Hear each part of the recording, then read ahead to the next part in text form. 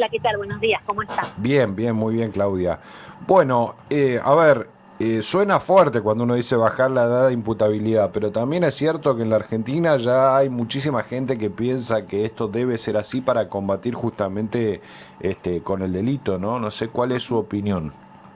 Sí, primero, si usted me permite, voy a hacer una precisión. Sí, En realidad, lo que estamos discutiendo es la edad de punibilidad, es decir, la edad a partir de la cual se somete a proceso penal a un adolescente.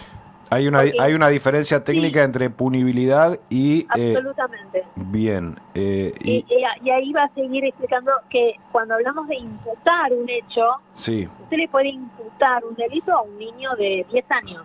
Un niño de 10 años puede robar, puede claro, lastimar, 12, 13.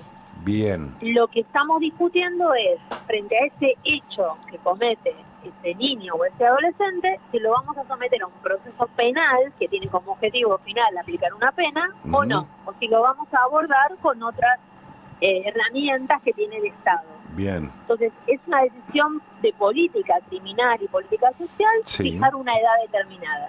Hay países que tienen una edad de 12 años, ¿no? Y hay países como Argentina que tienen una edad de punibilidad más alta en 16 años. Y dentro de lo que es la punibilidad, Uh-huh. qué le podría caber a un chico de 14 años? Bueno, Porque tampoco es las mismas condenas, penas que los mayores, ¿no? bueno, la propuesta que hace el gobierno, que en realidad quería bajar a 13, aparentemente han acordado ya con las otras fuerzas derecha y centro-derecha establecerlo en 14, Sí. plantean, el gobierno planteaba, por ejemplo, penas de hasta 20 años. Ujú. No sé cómo quedó el dictamen definitivo, el dictamen que ellos habían firmado en el 24 habla de penas de 15 años máximo. Sí. Pero acá el problema, la pena es un problema, porque estamos hablando, fíjese usted, de penas que son casi la vida entera que ese niño vivió en libertad, digamos, vivió en su vida, ¿no? Estamos Claro, hablando de una persona. prácticamente cuando sale tiene más años de cárcel que de libertad. Exactamente, exactamente. Y los años, me parece muy importante destacar esto, los años más casi más importantes de la vida de una persona, ¿no? Porque si cualquiera de nosotros se pone a Ujú. pensar qué hizo entre los 14 y los 30, bueno, estudiamos, formamos familia o nos pusimos de pareja o definimos si queríamos o no tener hijos, Sí. tuvimos hijos, elegimos una profesión, digamos, son años muy importantes en la vida de una persona. Son los años de la formación como Ujú. persona, ¿no? Bueno, estamos hablando de que estos niños, estos adolescentes, este tiempo tan importante de su vida lo pasarían encerrados y casi o totalmente, le diría a usted, sin posibilidad de tener algo que está presente en el derecho internacional vinculado a los adolescentes, que es el derecho a la reintegración social Sí. y la revisión periódica. Esto es muy importante. Son dos principios que están vigentes en el derecho internacional asociado a la infancia, que es distinto al de los adultos. Eh, ¿Qué quiere decir la revisión periódica? Que las penas que se aplican a niños o adolescentes deben revisarse con mucha periodicidad. Es Ujú. decir, no menos, por ejemplo, de cada 6 meses, o no más, perdón, no más. Para ver cómo evoluciona, digamos. Exactamente. Y eso es distinto a un adulto. A un adulto le imponen una pena y ya prácticamente en nuestro país no hay derecho a la ejecución, o sea, no hay salidas transitorias, no hay libertad condicional, es prácticamente la pena de punta a punta. Ujú. Y que eso es tremendo, pero bueno, no quiero meterme en ese tema ahora. Claro, pero Lo que con quiero, a los jóvenes debería dárseles una oportunidad de exacto, una recuperación más pronta o de exacto. poder demostrar que, bueno, que ya no son peligrosos o que no van a reincidir, digamos, sería. Claro, y eso está asociado al segundo principio que le mencioné, que es el principio de la reintegración social. El único sentido que puede tener una pena impuesta a un adolescente, en los adultos lo podemos discutir si el sentido de la pena es el castigo, la reinserción, la inhabilitación. Es una Sí. discusión que está abierta. Ahora, en los adolescentes, por lo menos lo que está vigente en el derecho internacional, insisto, nosotros tenemos incorporada la Convención sobre los Derechos del Niño con jerarquía constitucional. Deberíamos atender lo que dice la Convención. Y es el principio de reintegración social. O sea, el único sentido de una pena aplicada a un adolescente de 14, 15, 16 o 17, o sea, cualquier edad menor a 18, es la reintegración social. Y esa reintegración tiene que darse lo antes posible. No depende de la gravedad del delito, depende de cómo se vaya, digamos, cómo vaya actuando ese adolescente al que usted le impone una pena, ¿no? Entonces, por decir algo, si ese adolescente en 6 meses o en un año empezó a estudiar en la cárcel, bueno, donde esté preso, le podemos llamar de otras maneras, pero finalmente son cárceles, ¿no? Donde van a parar, los podemos llamar instituto de menores, etcétera, pero son cárceles. Si empezó a estudiar, si se vinculó, si empezó un tratamiento psicológico, si hace un esfuerzo para entender la gravedad de lo que hizo, si pide si propone algún tipo de reparación a las víctimas, aunque sea un pedido de disculpas sincero, profundo, si establece un contacto con su familia, un contacto sano, reparador también de sus vínculos familiares, etcétera. Usted le puede agregar todas las posibilidades que se construyan con esa persona concreta, puede obtener la libertad. Porque el objetivo no es el castigo, no es que cumpla la pena de punta a punta. Y eso no está presente para nada en el proyecto del gobierno. Quiero decir, el problema no es solo la baja de la edad, sino otros temas que hacen muy grave para mi opinión y la del colectivo No a la Baja que integro, de Argentina No Baja, este proyecto, ¿no? Por eso lo cuestionamos tanto. Claro. Buen día, Claudia. Agustín Amado la saluda. Espero Hola, que esté bien. El proyecto habla de quienes no serán punibles, creo que el artículo 34, ¿no? Y no serán punibles aquellos que no puedan comprender la criminalidad de un acto. Nos llama inimputables, sí. Claro. ¿Cómo consensuar, empatizar con el discurso colectivo, popular, respecto de ese recorte que hace la norma para decir, bueno, a partir de esta edad la persona es consciente de la criminalidad de sus actos o no lo es? Con la cantidad, con el caudal de hechos que toman conocimiento público a partir de su difusión en los medios de comunicación, pero también en las redes sociales, ¿no?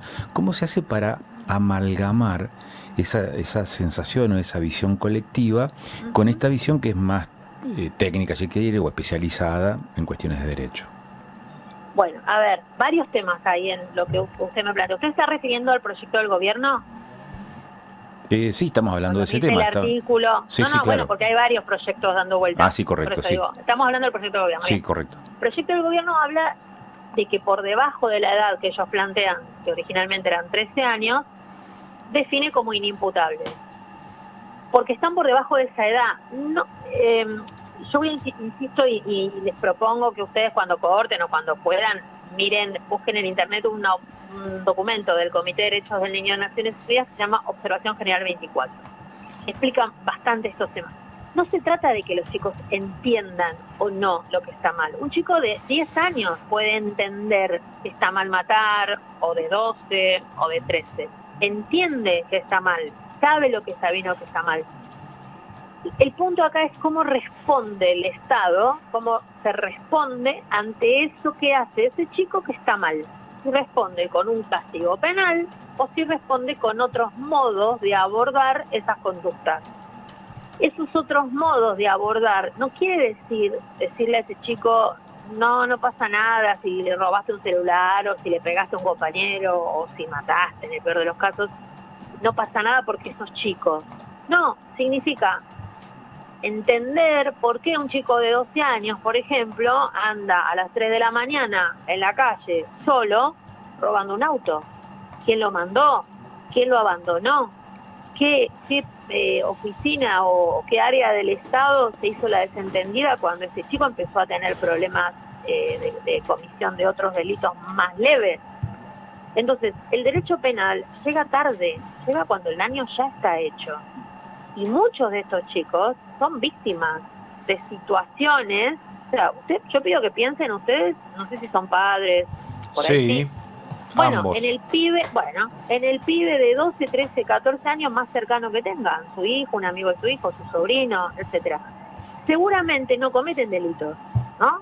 pero seguramente no los cometen porque están protegidos, cuidados, acompañados, entendidos, soportados, porque soportar a un adolescente es difícil, ¿no? Criar adolescentes. Muchas veces nos cuesta a quienes tenemos recursos, ¿no? Sí. No hablo de recursos económicos solamente, recursos simbólicos, cultura, ¿no? Si por ahí uno de nuestros hijos prueba alguna droga, y bueno, vamos a hacer todo lo posible y lo vamos a mandar al psicólogo, y lo vamos a cambiar de escuela, y por ahí nos mudamos para evitar que tenga determinados contactos. Bueno, hay miles de familias que no pueden hacer eso. Entonces, nos preocupa que no se vea eso, que no se vea a los miles de pibes que están juntando la basura y que por ahí paso yo mirando el celular y bueno, el pibe por ahí me yo no. Ahora, celular, perdón, porque discúlpeme, con eso come perdón, una Claudia, semana. Claudia, perdón, pero ¿no es una forma también de estigmatizar a quien delinque en esta condición de tener determinada edad? Porque pareciera ser que la pobreza es el caldo de cultivo para la, digamos, para la comisión de este desigualdad, tipo no la pobreza. Bueno, la desigualdad. La desigualdad es más absoluta. Y sí, eso, ¿cómo no va a tener que ver la desigualdad con el delito que casi es para sobrevivir? No estamos hablando de narcotraficantes, no estamos hablando de Toto Caputo, estamos hablando de pibes que roban, en la mayoría de los casos reciben migajas de eso que están robando. El pibe de 14 años que roba un auto no lo usa para sí, ni siquiera lo usa para volver a robar. Pero también hablamos de los soldaditos dentro del narcotráfico y también. Claro, y pero esos soldaditos, ¿usted piensa que son parte de la empresa criminal o son víctimas, son el último eslabón de esa empresa criminal? Justamente son víctimas de una utilización criminal.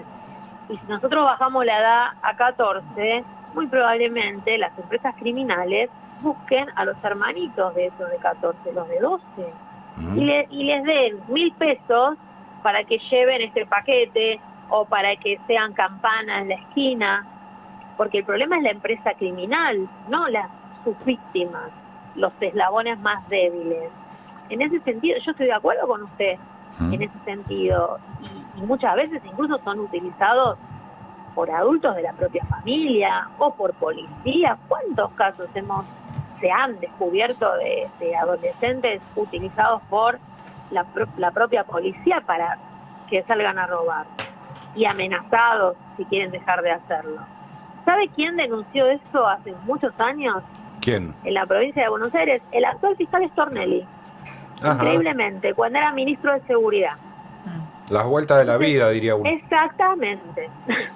Entonces, no estamos descubriendo la pólvora. Que los que niños y adolescentes son utilizados, Sí. lamentablemente sucede. Entonces nos parece que detenernos y plantearlos como si fueran monstruos criminales.